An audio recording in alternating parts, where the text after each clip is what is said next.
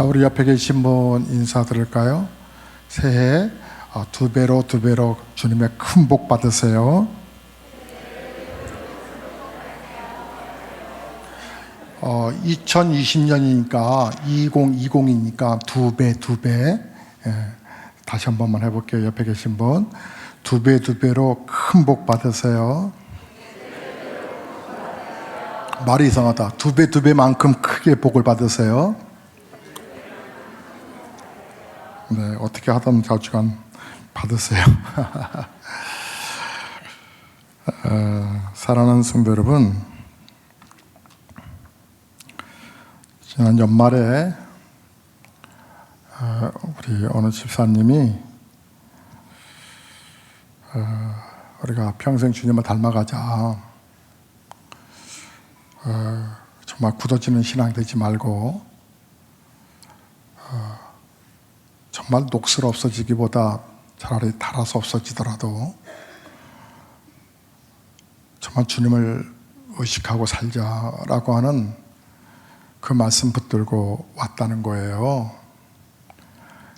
그래서 하나님이 이렇게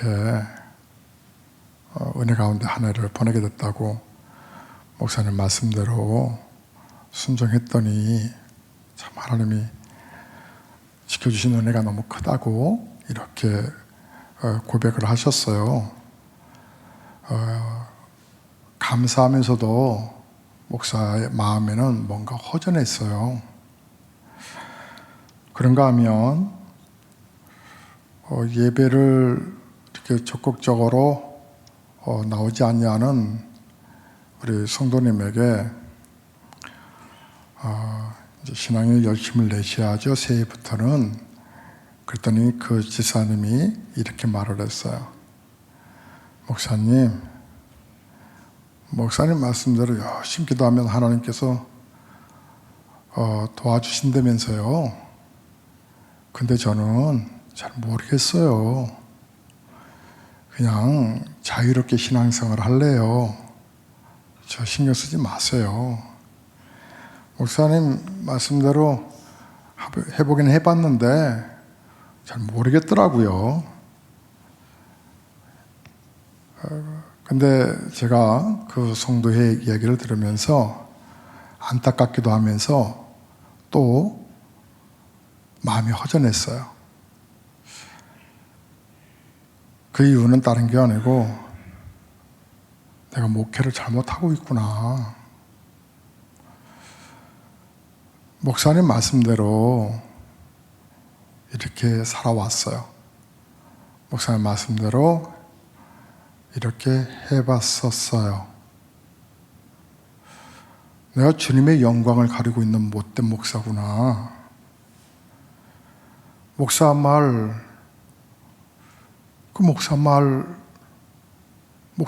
들리면 안 되는데 성경에 있는 말씀을 그대로 전하면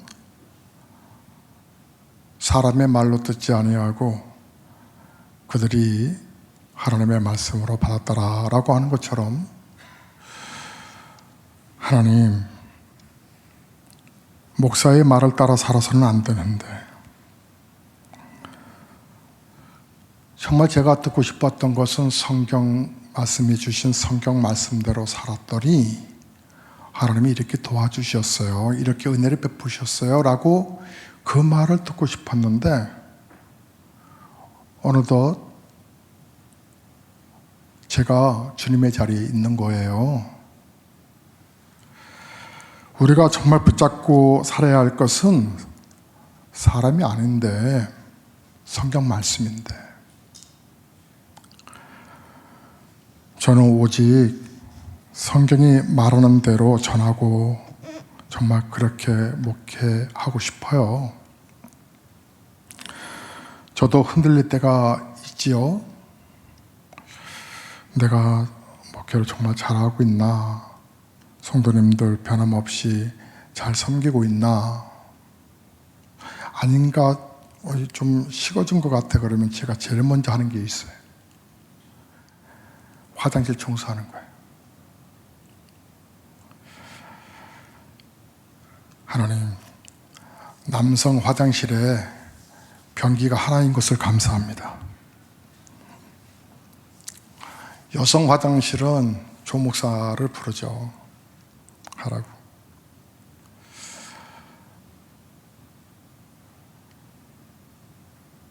내가 잘 가고 있나, 잘하고 있나.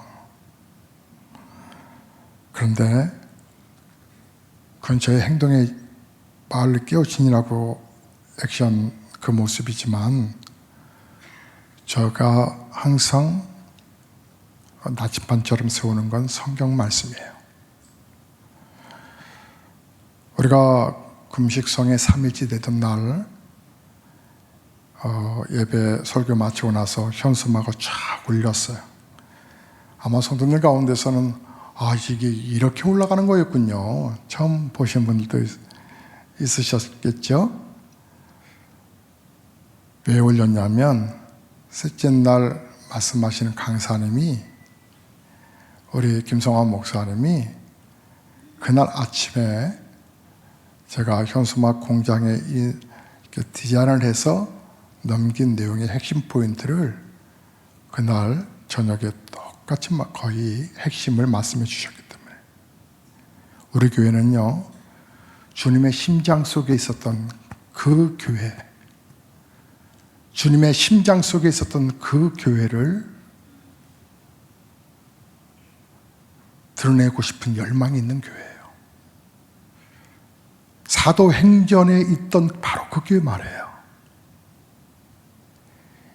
1세기 1세대를 변화시켰던 0.3%가 로마를 313년 로마를 기독교 국가로 종교를 바꿀 정도로 영향력이 있었던 바로 시대를 변화시켰던 그 1세기의 그 교회 말이에요. 그 교회를 다시 드러내고 다시 세상 앞에 존귀한 교회는 곧 성도니까 그런 성도 말이에요.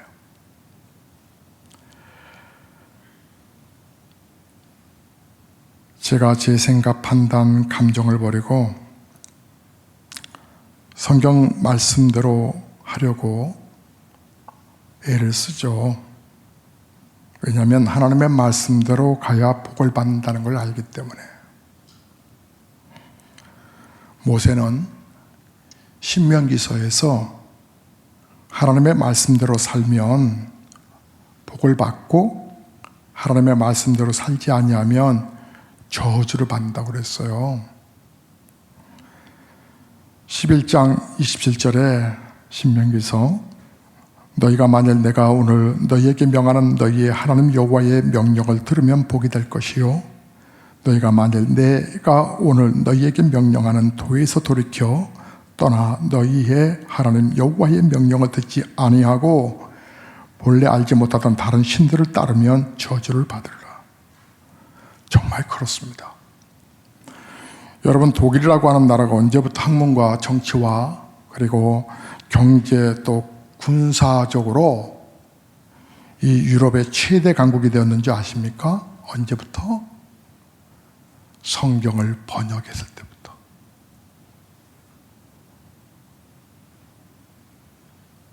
최초 성경을 이 히브리어에서 독일어로 번역을 했다고. 그 나라는 목사를요, 공무원으로 생각해요. 그래서 그 나라의 목사들은 나라에서 월급을 받아요.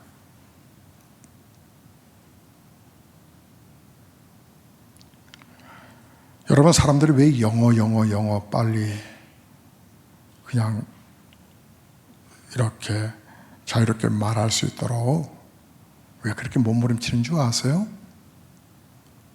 영어로 성경이 번역되었기 때문에 그래요.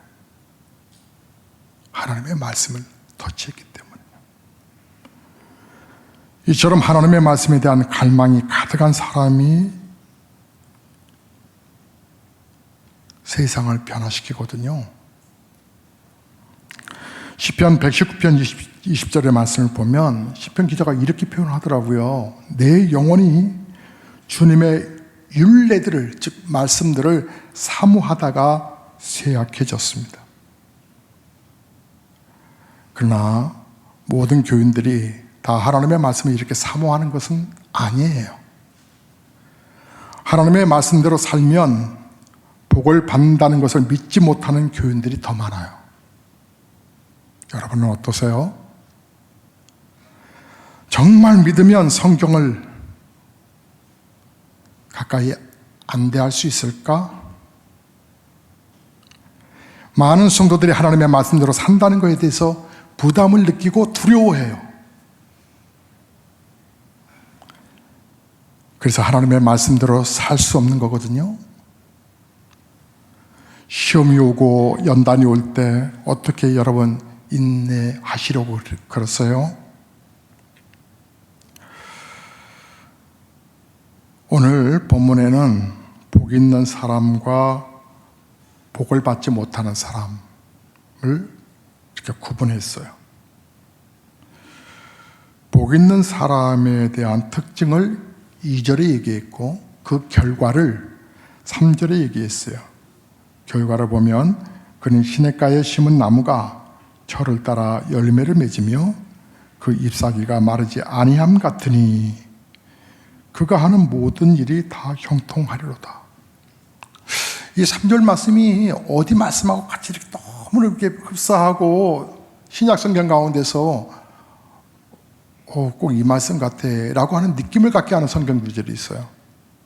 바로 요한 3서 2절의 말씀이에요. 사랑하는 자야, 내 영혼이 잘되고 잘된 같이 내가 범사에 잘되고 강건하기를 원하노라.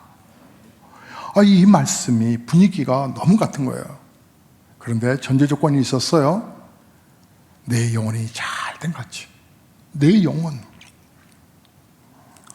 여러분 보니까 어쩜 여성들은 주일날하고 새벽에 얼굴이 이렇게 달라요.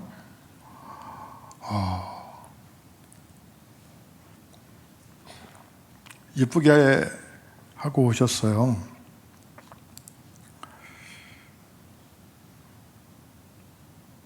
여러분, 근데 왜 우리의 영혼은 관리를 안 하죠?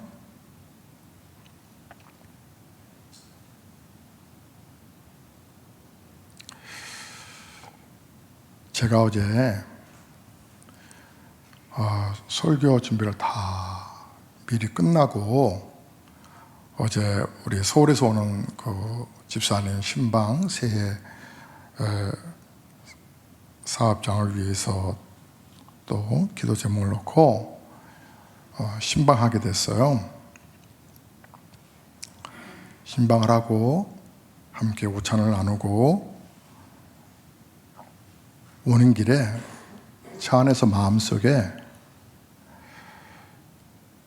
주의 음성이 자꾸 저를 요동치는 거예요. 설교를 다시 해라. 이렇게 내 마음을 좀 전해보렴. 그러면 너무 힘들 것 같아요. 목사, 하나님 이건 다음 주에. 사실 다음 주 1월달 설교가 다 초안은 다 끝내놨는데, 그래서 우리 찬양단에다가도 미리 한 달치 찬송가 부르는 곡을 먼저 전달했잖아요. 설교에 부르는 찬송은 설교와 연결이 됐겠죠. 오늘 338장이죠. 근데 주보는 이상하게 나왔죠. 제가 헷갈린 줄 알았어요. 뭔가 이렇게 이제 오차가 잘 나온 건데, 설교의 부분을 하나님 다음 주에. 근데 마음이, 주님이 이제 마음속에 이제 침묵하시니까 그냥 마음속에 그래 다음 주에 해야지라고 하다가 막 가슴이 이제 아프기 시작하는 거예요. 아파요. 그래서 안 하면 안 되겠다 생각해서 결국은 준비했던 설교를 다 지우고 다시 준비하기 시작했어요. 본문은 같은데.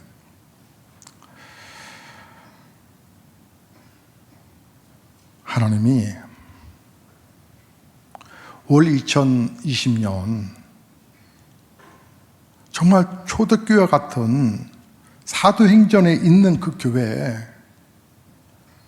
1세기를 변화시켰던 그 교회, 주님의 심장 속에 있었던 그 열망하셨던 그 교회, 그 교회를 세우고자 목회자와 성도들이 모인 교회인데 정말 그러냐는 거예요. 이 마음이 어떤 마음 같았냐면, 암으로 죽어가던 성도가 하나님의 기적 가운데서 치유함을 받아 1년 가까이 더 살았죠. 근데 살만 하니까 교회를 안 나오시는 거예요. 교회를 안 나오고 신방을 하면 문을 안 열어주는 거예요. 이분이 얼마나 운동을 좋아하냐면 날아다녀요. 거의 배드민턴을 하면 복수가 가득 차가지고 오늘 내일을 못 내겠던 그분이 정말 하나님께서 은혜 베푸셔서 마지막 임종 보겠다고 온 가족들이 모여 있었는데 그 자리에서 하나님께서 생명을 연장시키셨던 그 하나님이신데 한 1년 정도 지나가니까 이제 무감각해져 가는 거죠.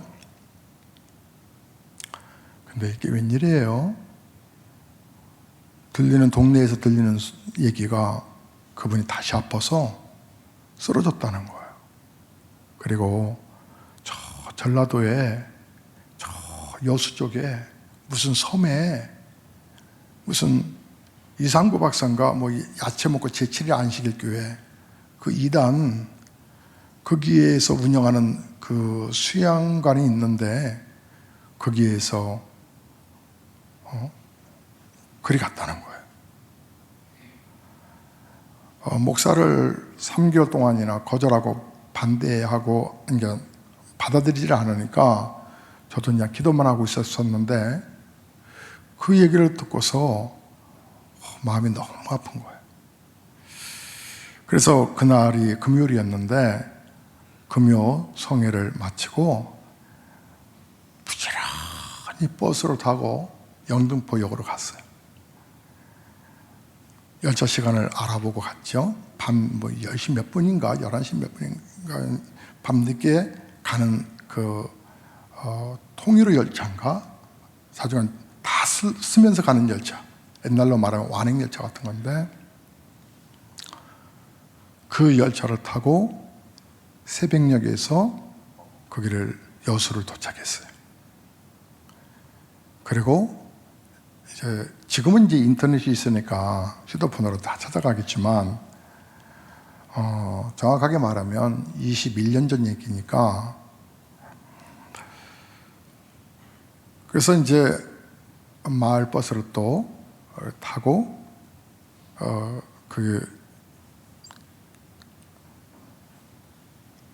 아침에 우리 그 사람 이름을 제가 에녹이라고 하는 이름을 줘줬거든요. 이 전 보는 집에 가가지고 본인의 이름을 줬다 하길래 하도 안 되고 안 돼서 그랬다 하길래 이제 예수 믿었으니까 그러지 마세요 하고 진 에녹으로 법적으로 싹 바꿔놨어요. 부인도 같이 따라가라고. 그래서 부인은 한나 이렇게 했어요. 기도하는 여인 말이에요. 에녹은 하나님과 동행하다 그 뜻이잖아요. 근데 그 요양원에 그 숙소의 문을 제가 놓고 하니까 문을 열더니 부인하고 그분이 깜짝 놀라는 거예요. 저는 3개월 만에 만난 거죠. 그러더니 펑펑 우는 거예요. 제가 그 남자 성도 51세였는데 그 당시에 그분을 이렇게 안아주면서 옛날 1년 반 전, 그러니까 1년 3개월 전에 복수가 가득 차고 암세포들이 막 만져져요. 이렇게 부뚝부뚝 튀어나와가지고 똑같은 현상이 나타났어요. 그날이 토요일이니까 거기가 어디라고요? 제7일 안식일 교회니까 그들은 언제 예배드려요? 토요일 날 하거든요. 제가 이단하고 예배를 드렸어요. 다 참석해야 되는 거예요, 가족들도. 그래가지고 이게 근데 예배를 드리면서 너무 웃겼어요. 도대체 예수 그리스도는 어디로 가고,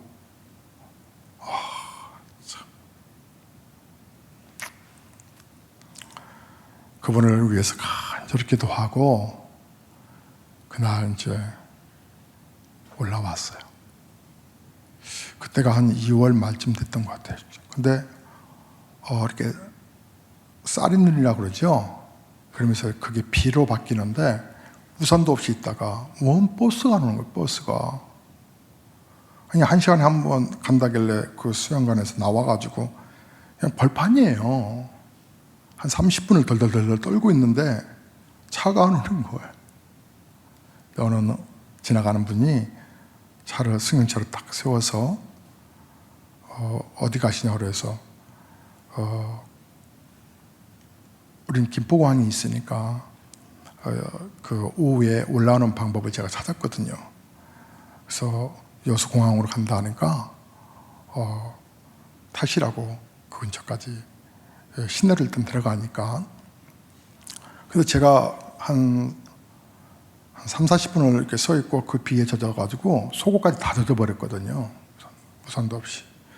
또 한 200m 걸어서 요양원에서 우산 달라고 가기도 그렇고 그래서 마을도 없어요. 마을도 그냥.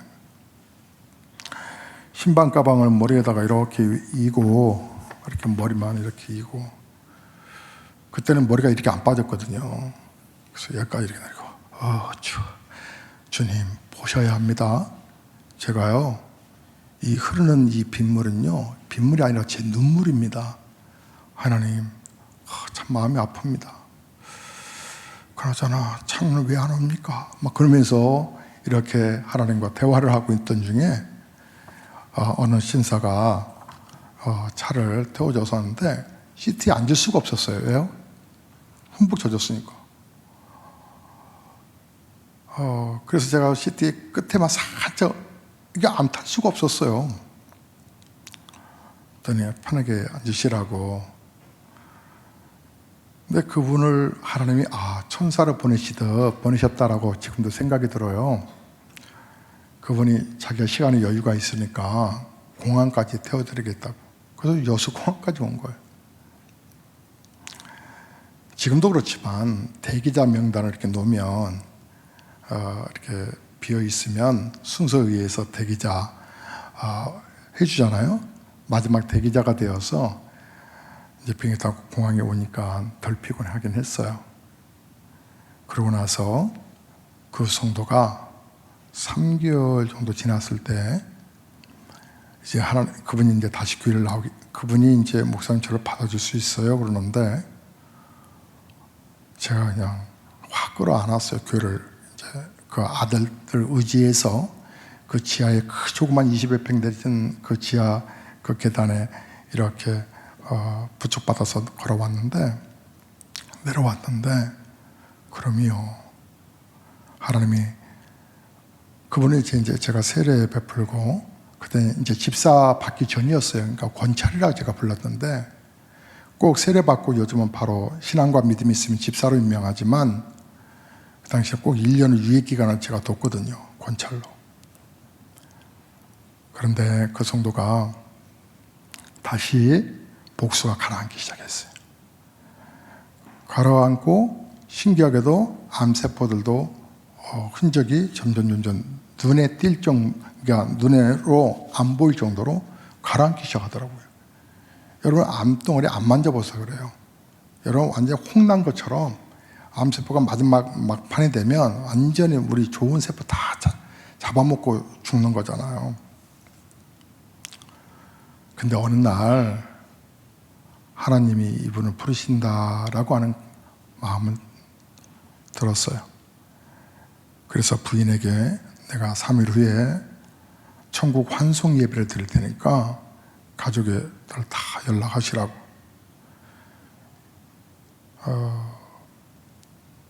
제가 연세대학교 대학원에서 그 목회 상담을 공부했거든요. 마지막 부분을 이렇게 잘 이별하는 것도 중요하기 때문에 그렇게 그런 시간을 했는데, 정말 그날 예배드리고 그분이 이제 가족들에게 뭐 처제, 뭐 연세 드신 아버지, 어머니 높아드리시죠. 죄송합니다. 자식이 먼저 가서 다 인사하고 아내에게도 인사하고 한 30여 명 가족들이 다 온 거예요. 뭐 처제 내가 그때 돈 빌려달라는데 하지 않아서 섭섭했었지. 이제 언니가 빌려줄 거야. 미안해 하고 이런 화해를 다 하고 이제 맨 마지막에 그분이 이제 소파에 앉아 있었고 목사에게도 한마디 하세요. 목사님, 교회 꼭 부흥시켜 주세요. 그리고 그날 저녁 그분은 이 땅을 떠났죠. 6월 3일이 되면 그분이 세상을 떠나신 날이에요. 저는 우리 아버지 세상 떠난 날 기억은 못하는데 그 성도는 기억이 나네요. 하나님의 말씀이 살아있다라고 하는 것을 늘 의식하는 목사는 성도들에게 하나님의 말씀을 전하면 그것이 힘들어하고 버거워한다는 반응들이 더 많기 때문에 중단을 했어요.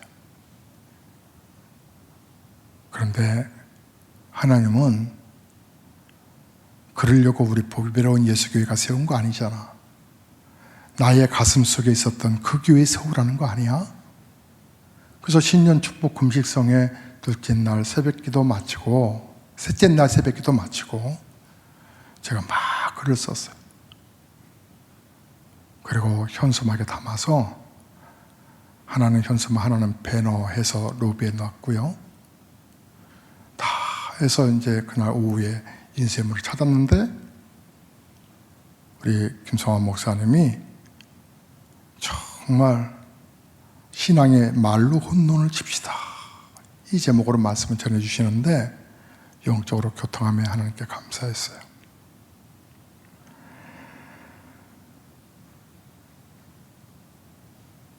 모두가 다 하나님의 말씀대로 살 수 없다고 우리는 미리 단정을 해요. 우리가 하나님의 말씀을 사실 몰라서 어리석게 사는 것이 아니지요. 하나님이 정말 살아계시고 좋으신 하나님 아버지신 것을 믿지 못하기 때문에 못 사는 거죠. 그렇게 말씀대로 사는 걸 힘들어하는 거죠. 자녀들이 하나님의 말씀대로 사는 것을 보면 어때요? 여러분의 자녀들이 이 녀석이 사춘기가 있는데 불구하고 사춘기가 없어 우리 아들은, 우리 딸은. 얘가 학교 갔다 오면 기도를 하네요. 소파에 앉아서 한 10초 동안 얘가 감사합니다라고 짧은 기도인데도 기도를 진중하게 하는 모습을 보면 감동받지 않겠어요? 학교 갈 때도 잠깐 기도하고 가네요. 야, 하나님께서 집사님, 권사님 여러분이 기도하는 아들, 딸들을 보시면 스스로 신앙생활 잘하는 모습을 보면 어떤 생각 들어요? 야, 하나님이 큰 정말 복을 주시겠다, 그 생각 들지 않겠어요?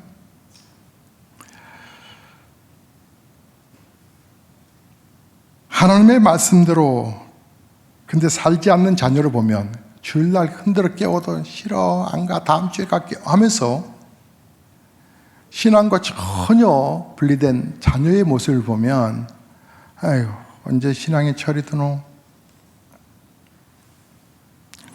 그 장래에 관해서 얘가 어떻게 하나님 역사하실까, 그런 생각이 안 들죠.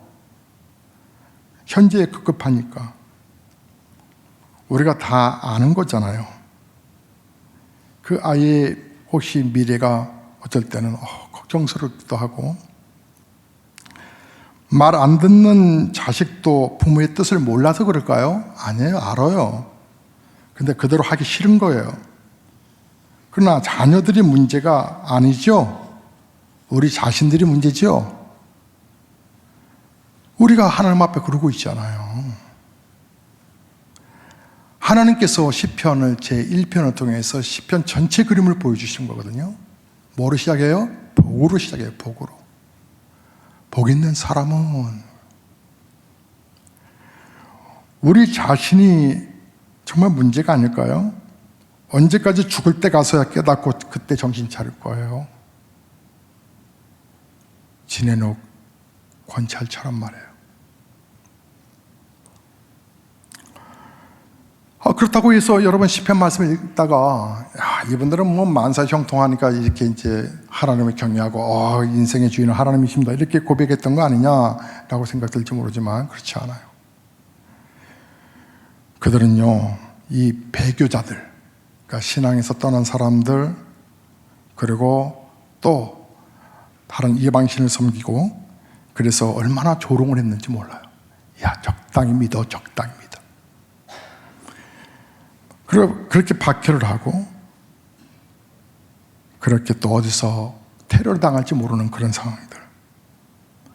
그런 형편에서 하나님은 하나님의 말씀을 성실하게 지키라고 그렇게 말씀하세요. 그런 가운데서도 그래도 하나님 말씀을 성실하게 지켜라.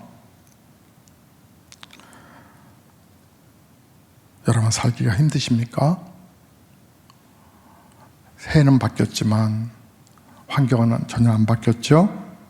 답답하고 혹시 두려우세요?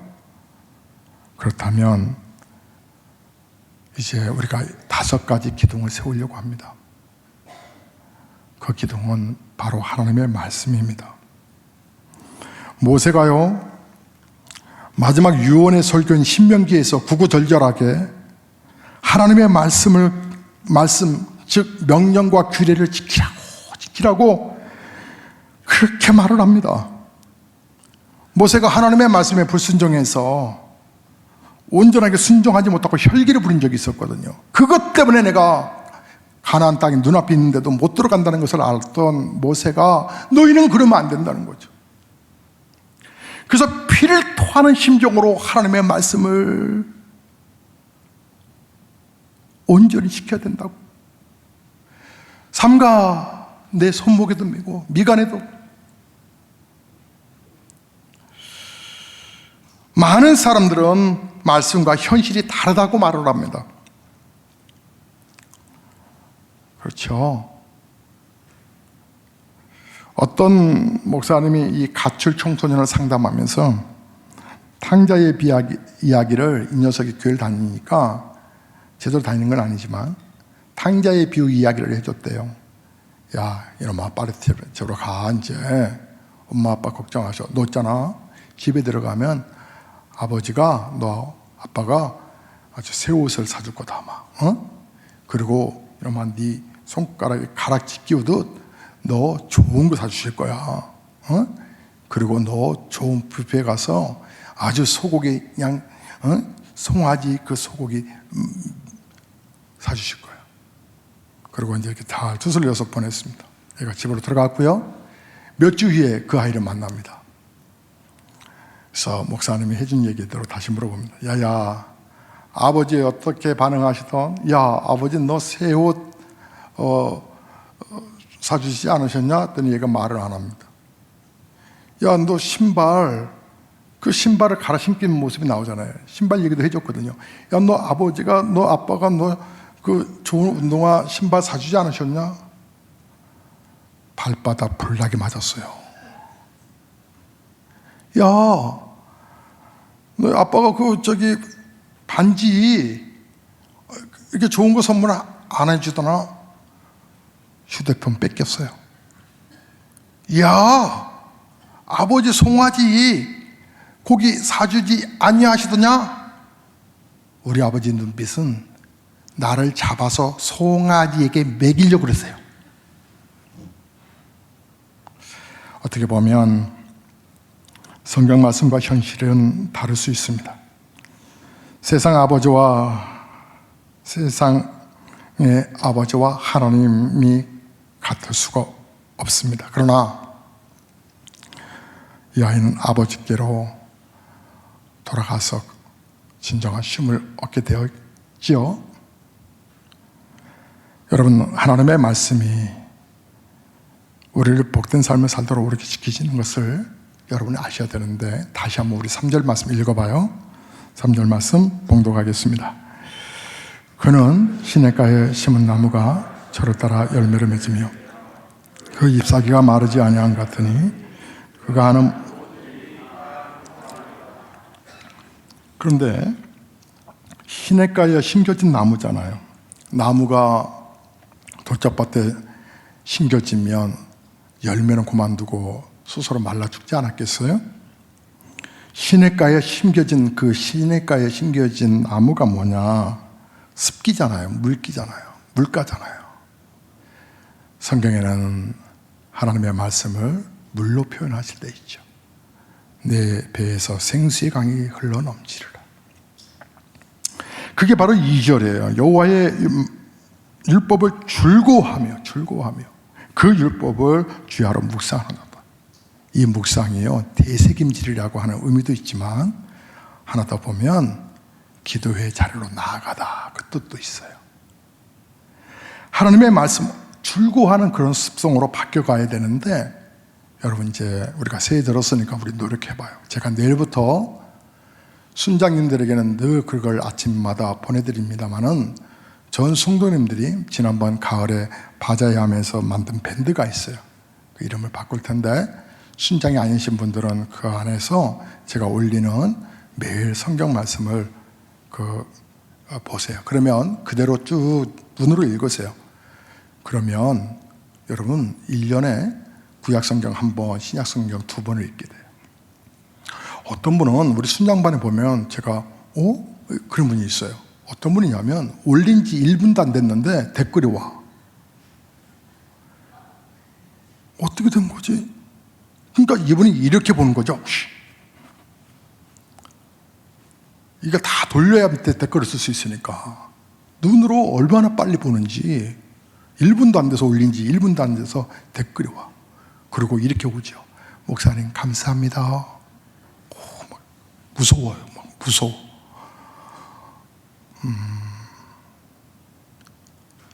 매일 성경 말씀 읽기, 이게 우리의 실천 첫 번째 기둥이에요.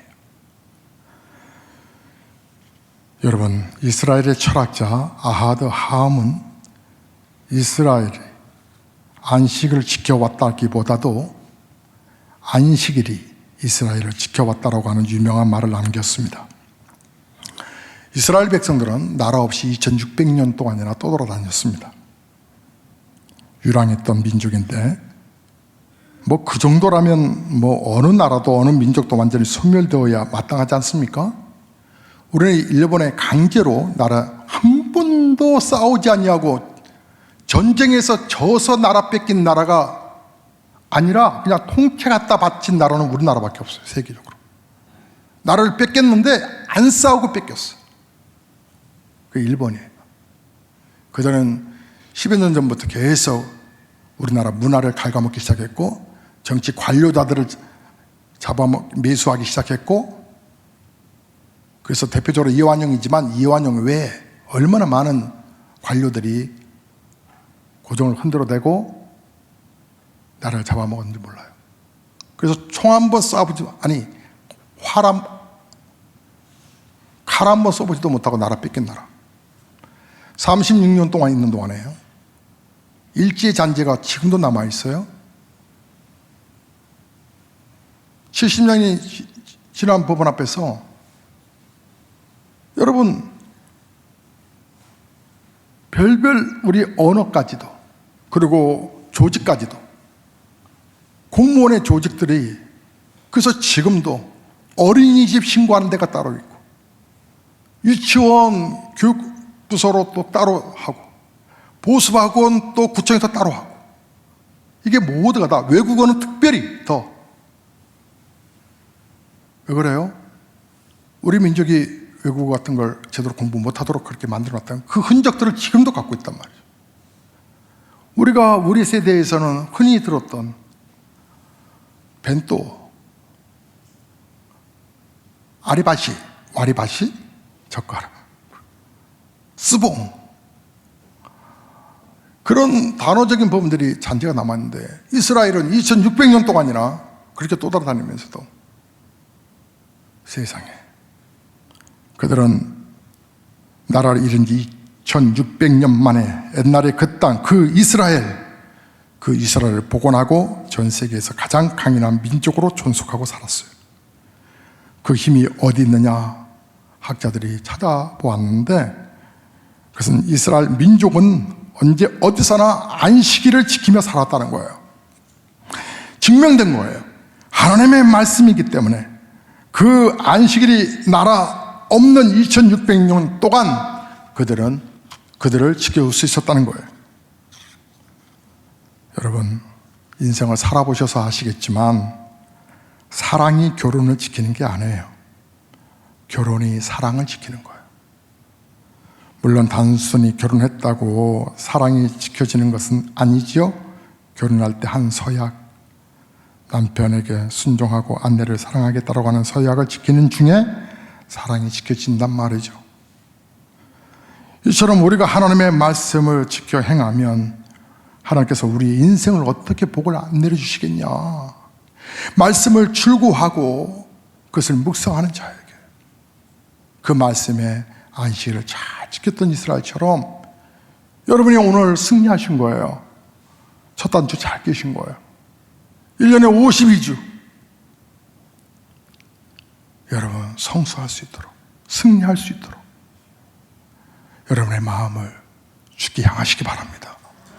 하나님의 말씀이 살아있고 이 말씀대로 가는 우리에게 어떤 변화가 일어나는지 여러분 확신을 가지셔야 돼요.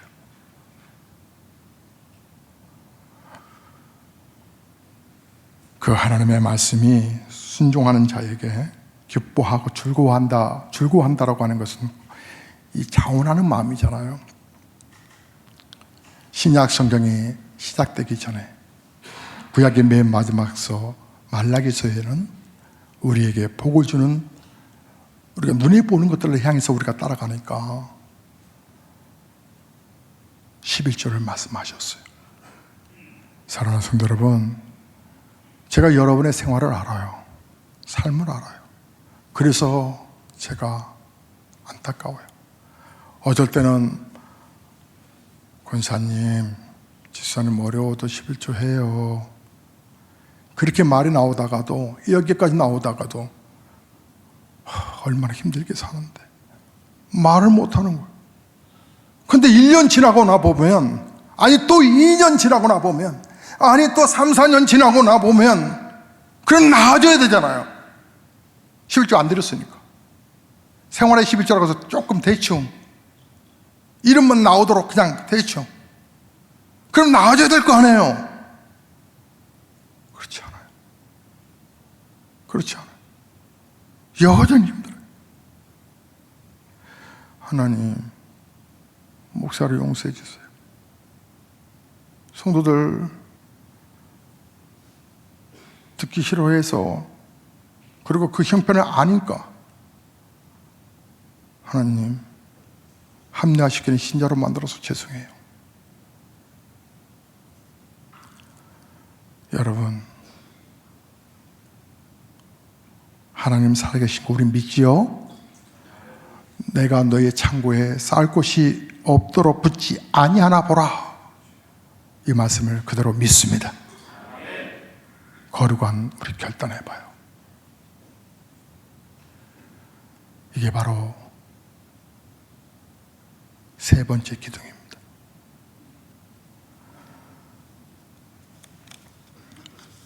사랑하는 성도 여러분, 제가요, 우리 예배당 24시간 열려 있어서 오늘 제 1부 예배 드리고 나서 1부 예배 시간에 어느 분이 새로운 새 가족이 오셨어요.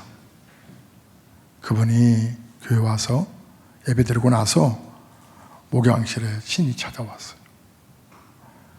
밤마다 문을 열어주셔서 24시간 열어주셔서 본인이 기도하고 하는데 막연하게 하나님이 자기에게, 그래서 어떻게 제대로 믿어야 될지는 모르지만 그러나 잘 믿고 싶다는 거예요. 새해 들어서 이제 오신 거예요. 스스로 등록을 하시. 여러분, 예배당이 열려있는 교회가 있다는 거 그런데 이왕이면 우리가 새벽을 깨워서 기도하는 게 너무 좋아요. 목사가 늦게 자는 스타일인데다가 우리 아이들 제가 체크하는 게 있어서 그러다 보면 요 녀석들이 1시 반쯤 또 공부한 걸 리딩을 올리는 경우가 있어요. 그럼 표본 조사하긴 하지만 그리고 새벽에도 4시 반에 일어나서 나오려면 머리가 지끈지끈해요. 그런데 제가 수년 동안 3, 4년 동안 한 번도 새벽 기도회를 놓치지 않았어요. 부목사님도 안 계셨어요? 안 해요. 아마 맡기면 잘할 거예요. 그럼 맡겼으니까 내가 안 나올 것 같으세요? 안 해요. 저 아마 앉아서 은혜 받겠죠. 근데 어느 날 하나님이 무서운 환상을 보이셨어요. 어느 성도가 교통사고가 나는 거예요. 그게 꿈이었어요. 벌떡 일어났어요. 근데 그 성도는 우리 성도가 아니었어요. 우리 신자라고 해서 갔는데, 제가 부목사로 있었을 때 한 성도가 차에 치면서 벽에 딱 부딪힌 거예요. 그러니까 이 봉고차 몰고 다니는 분들은 이게 백밀러라는 게 있잖아요. 그게 사람 높이하고 얼굴이 비슷해요. 특별히 여성들은. 키가 약간 아담한 분들은 거기 탁 맞고 그냥 골목 가다가 탁 튄 건데, 이분이 그 충격으로서 벽에다가 머리가 꽝 했는데 거기에서 더 큰 충격이 와갖고 뇌출혈로 그 자리에서 죽었어요. 그분의 소지품을 준비하다가 교회 주부가 나와서 교회로 연락이 온 거예요. 그래서 제가 책임자여서 그 병원 영안실을 가서 경찰 입하에, 근데 우리 성도가 있는 거 있죠. 얼굴에 얼마나 팅팅 부었는지 막 피는, 여러분 그 시신 한번 보세요. 내가 그 시신에 나도 모르게 막 얼굴을 비비면서, 그분이 이제 연세가 드셨거든. 집사님 왜 여기 있어요? 그날 수요 예배 오전에 드렸거든요. 수요 오전 예배가 있고 수요일 날 저녁에 이렇게 예배를 2개로 만들어 놨는데, 저녁 때 이제 불신 남편들이 핍박하니까 저녁에 수요 예배 못 지키니까 오전에 나오라고. 그 집사님 그렇게 세상을 떠났어요. 근데 제가 그 환상이, 우리 성도가 사고 났다 해서 막 가서, 근데 그 성도 얼굴이었던 거예요. 그게 이제 저도 트라우마가 딱 생겨가지고 그게 지워지지 않나 봐요. 그 본 게. 근데 그때 제가 벌떡 일어나서, 하나님 잘못했어요. 우리 성도들의 네가 기도해야 성도들 사고들 막는 거야. 막는 거야. 내가 죽음의 시간도 보여줬잖아. 다들 포기한다 했을 때 아니라고도 보여줬잖아. 성도들 함께 기도해야지. 왜 그래? 사고 나서 회복되는 것보다 나지 않는 게 더 좋잖아. 어떤 아들이 아빠하고 그렇게 얘기했다면서요. 아버지 나 교통사고 병원에 있었는데 다행히 차는 폐치할 정도 됐지만 나는 괜찮아. 정말 하나님의 은혜야. 아버지가 그 얘기 듣더니 정말 하나님께 감사하구나. 근데 아들아, 아빠도 오늘 기적이 있었단다. 뭐예요?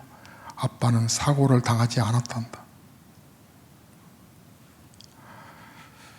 여러분, 새벽을 정말 목적을 가지고 기도하는 거예요.